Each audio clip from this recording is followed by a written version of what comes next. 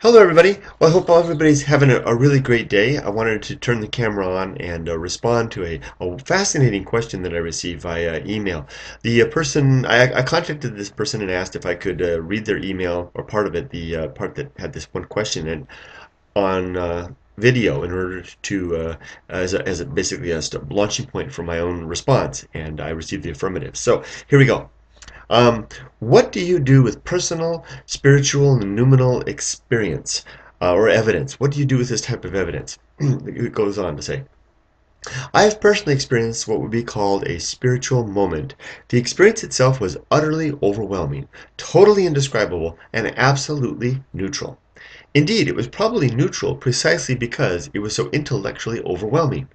Only afterward, when I was trying to make sense of the experience, did I realize that I kept trying to make the blank slate of the experience conform to certain cultural and religious concepts. I believe religion takes advantage of this empty space, his quotes, by telling those who have had these experiences what they mean, by presenting ready answers to those desperate for something which can be easily grasped, which can be grasped easily. I think religious dogma, iconography, etc. are mapped onto these experiences after the fact. Sometimes immediately after the fact for those heavily influenced by such ideas. Yes, I definitely agree with that. On the other side of the coin, however, we have science. A scientist would likely say that I had some sort of psychological, physiological episode, and indeed I may have.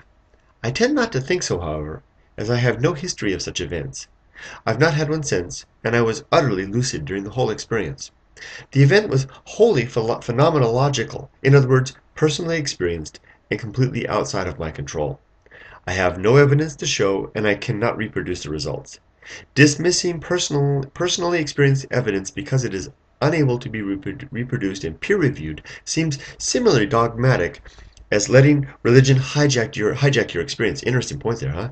Obviously, I could not use the experience to try to convince others of anything since I have nothing concrete to offer them. Oh, I know that feeling.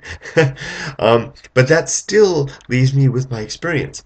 I have struggled with this for years. In the end, I am forced to accept the experience as genuine, whatever that means, in brackets there. I have no reason to believe I was having abnormal brain chemistry or a powerful psychological break. Anyways, back to the main question. If you want to maintain a purely atheistic, scientific, materialistic worldview, how do you deal with what I call private evidence? Nice term there, private evidence. Well, what a great what a great question, and couched in such beautiful language, and the sharing of a personal experience that, although the details are not expressed, we don't, and it's okay, we don't need it. It's really the point of how that is dealt with, how that experience is dealt with in the afters. That's the main thing. What a great thing to share. Let me go ahead and offer my response.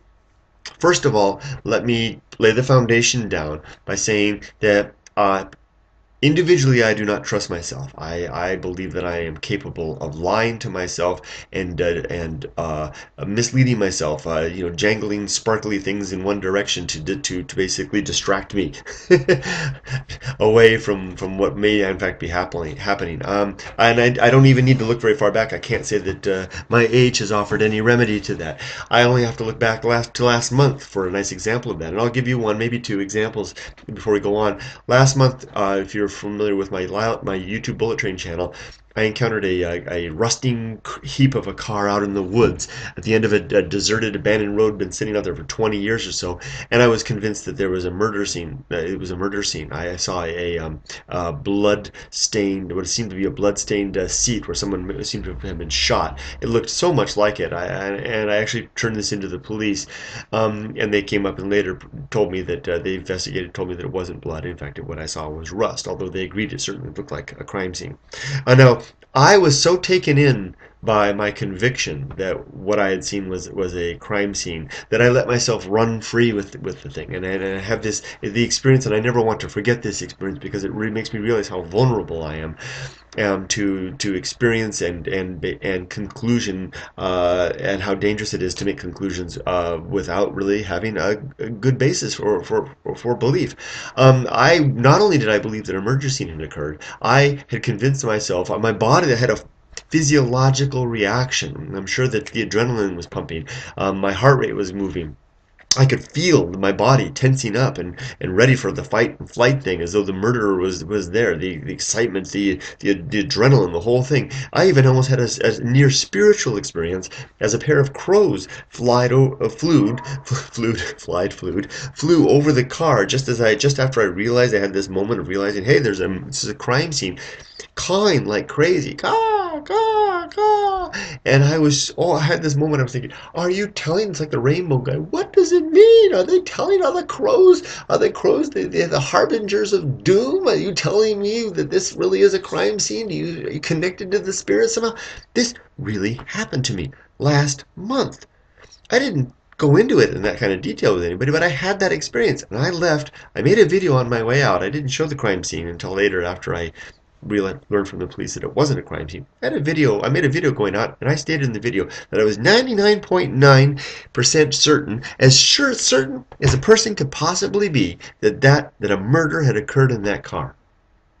It's just one example. I could list example after example of near certain experiences in my life that have later been proven to be otherwise, and situations where I've run with that and to dead end alleys, to dark dangerous places in the mind where I begin to accept dogma, accept dogma being the digested consideration of others, and what they regurgitate out as truth. What imagery! And accepting that, swallowing that down, saying, you have done the hard work of figuring it out, I'll just accept it. And I know where that goes. If I don't trust myself, that's why I hardly trust others. So, well, except my wife. I do trust my wife and my daughter. But so I have that. I don't trust myself. So where do I go from there? How would I deal with an experience like was described in this email? Well, don't have to go very far back either as well to address something just like that. Last year, I was hiking in the woods here in Japan, and I documented this on video. My experience here. It's a video titled "The Thing I Saw in the Woods." I think it's over. I think it might be on this channel or the YouTube Bullet Train.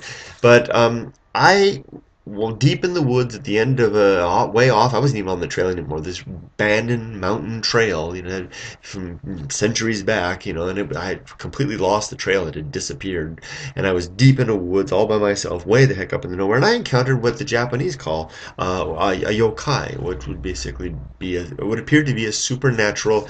Supernatural simply means something maybe unidentified, unclassified, maybe beyond the time and space that we understand. Something in the woods is this dark shape. I won't go into too much detail again because I covered it before, but this dark shape about this big, maybe about this big, this looked like a piece of cardboard cutout with a dark center in the middle, like a big eye, came flying at me through the woods, seemingly bouncing off the bamboo, although seemingly not touching or making a sound, and halted about 20 feet away, hovered above there, looking at me. I got the clearest look you can imagine at this thing before it kind of disappeared. Off it went.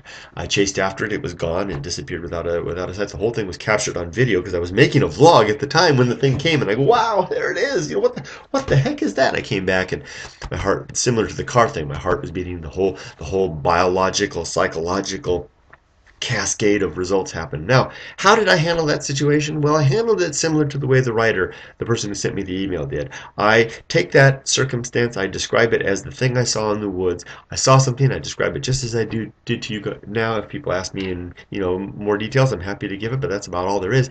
When they say what it was it was a monster? Was it a spirit? Was it a ghost? And my answer is, I have no idea what it was. It was about this big, black in the center, ragged around the edge. It moved without sound. It moved incredibly fast. It looked at for a minute. It was gone. That's all I know. So that's all I can do. I can't anything beyond that. And I don't even trust that. I don't even trust that. I mean, I won't go into too much detail, but I had this experience when I was a youth where I thought I saw Bigfoot, and I was convinced I saw Bigfoot. I went on for a decade convinced I saw Bigfoot, when this other part of my brain was telling me, you're lying, Kurt. You did not see Bigfoot. And I had this kind of a battle going on, and it wasn't until I was a mature man that I was finally able to get this one to win out and tell that one to go away, and I knew that from the beginning. So I don't trust myself one bit, and that's why I deal with the experience the same way that the writer of the question did. So that leads me to the next thing. What would happen if I had a more dramatic experience? Let's say I'm out in the woods and not just a little cardboard thing with an eye flies around shows up, but what if something claiming to be God appeared, whether in person or as a burning bush or something like that? Forgive me for making an analogizing myself in any way with biblical figures, but it's a good example to use.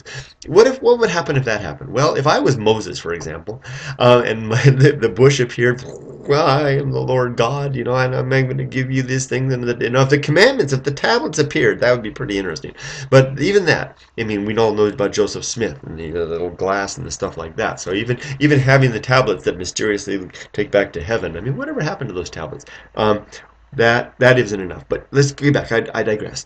If the burning bush appeared to me, if I was Moses, that's a good way to do it. If I was Moses and the burning bush appeared, I would enlist. I wouldn't. If it just happened that one time, no matter how profound the message was, I would come back. I would turn on my Moses. Assuming Moses had a laptop, I would turn on the camera and I would vlog about it. I would say I was up in the mountains. A burning bush appeared. Tablets appeared. I came down from here. They are. Maybe I've still got the tablets. Who knows if they're going to believe me. This is what happened. Here's the message from God. Do these things. I would do it. I mean, I would say I saw these things. I wouldn't say from God. I would say I got this message from this thing up there. This is what happened to me. I don't know what it was. I don't know if it was God. This is the important part.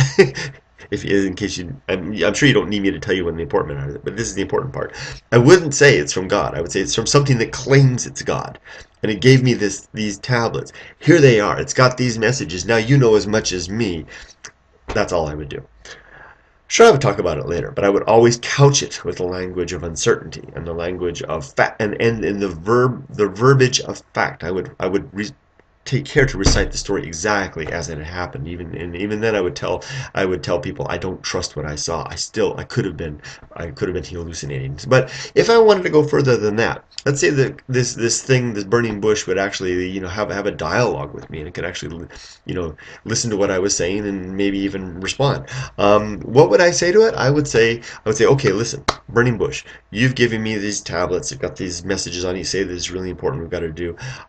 Before I take any action, I need you to do three things for me, and I apologize for for being so bold as to request a favor of what may be God. But three things, and then if you can do these things, I'm going to be able to take your message with greater earnestness to whatever audience I can. The three things are: one, it's going to involve 3 days, so four in total. Today, you came and visited me. I'm going to come back here tomorrow at the same time in the same place. And if you appear to me again tomorrow and reveal yourself to me, that will be quite satisfactory to my curiosity. On the third day, I'm going to send a close friend of mine, someone who I really, really trust. I'm not going to tell them what's going to be here, and I'm going to ask them to come here at the same place at the same time. Give them my Moses has.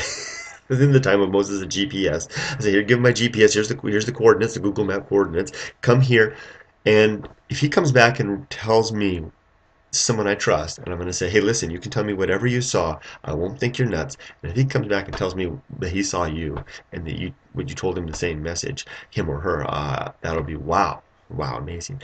On the next day, the final day, the 4 days total, 3 days from today, I'm going to send someone who is not an enemy, but not necessarily a friend. Someone who's a colleague, someone whom I trust to tell me I'm full of crap. Someone whom I trust who doubt me, and basically someone whose reasoning and methodology of thought I believe are sound. I'm going to send that person up here. Someone basically whom I hope will discredit me if they're capable, when they are capable of doing it and without reservation. I'm going to send them up here as well, and they if they come back and tell me what happened here, then I will be quite astonished. This hypothesis that you are real, that you are a true thing, will go more along strong, become something much stronger than a mere hypothesis. I will be pretty convinced that you are here and you are talking, and that you really are. These tablets that you've given me are genuine. I won't be convinced that you're God because I won't know what you are. You are something claiming to be God, and I will go on the internet and I will vlog on my channel, and I will, with greater energy and determination, say that there is something on the mountain that at least 4 times appeared, once, twice to myself, again to my friend, again to my colleague, in the same manner, and gave the same message, and that is pretty convincing evidence that that thing is real. It claims to be God, and here is the message that it gives. It's up to you then, out there, to decide what to do, and hopefully those who listen will have the same type of skepticism I have. And I think that then, my friend, the person who asked me the question, that is how I would handle a phenomenon like that. If it was just a ghost that I saw flying by that wouldn't interact with me or anything like that, I would treat it no differently than you and I have already treated our respective experiences. If it was something that could engage me, something that occurred with regularity, seemingly regularity at a certain place, then I might be tempted to try and verify it through the methodology that I know, that I trust best, which is the scientific method: to observe, to re-observe, and to ask others, to attempt to experiment as we have, and verify or discredit our results. That's how I would do it. Well, thank you very much for this compelling question. I love stuff like this, and thank you as well to others who have been writing. A lot of great stuff coming in lately, and I really appreciate it. I'm sorry I haven't been getting responses out as quick as I should. I'm going to sign off for now and wish you all a wonderful day. Take care, everybody. Have a wonderful one. Bye. As basically a launching point for my own response, and I received the affirmative. So here we go. What do you do with personal, spiritual, and numinal experience or evidence? What do you do with this type of evidence? It goes on to say, I have personally experienced what would be called a spiritual moment. The experience itself was utterly space, his quotes, by telling those who have had these experiences what they mean, by presenting ready answers to those desperate for something which can be easily grasped, which can be grasped easily. I think religious dogma, iconography, etc. are mapped onto these experiences after the fact. Sometimes immediately after the fact for those heavily. Hello everybody. Well, I hope everybody's having a really great day. I wanted to turn the camera on and respond to a fascinating question that I received via email. The person, I contacted this person and asked if I could read their email, or part of it, the part that had this one question in, on video, in order to be influenced by such ideas. Yes, I definitely agree with that. On the other side of the coin, however, we have science. A scientist would likely say that I had some sort of psychological, physiological episode, and indeed I may have. I tend not to think so, however, as I have no history of such events. I've not had one since, and I was utterly lucid during the whole experience. Overwhelming, totally indescribable, and absolutely neutral. Indeed, it was probably neutral precisely because it was so intellectually overwhelming. Only afterward, when I was trying to make sense of the experience, did I realize that I kept trying to make the blank slate of the experience conform to certain cultural and religious concepts. I believe religion takes advantage of this empty